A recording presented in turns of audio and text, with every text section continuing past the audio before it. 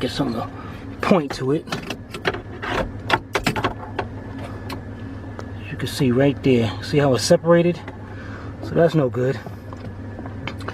Now it looks like we got two 10mm screws right here. One of them's still a little loose.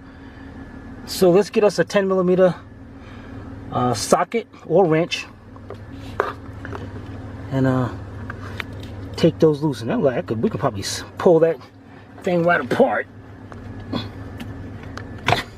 yeah, it's not supposed to do that, people. So, all right, wow.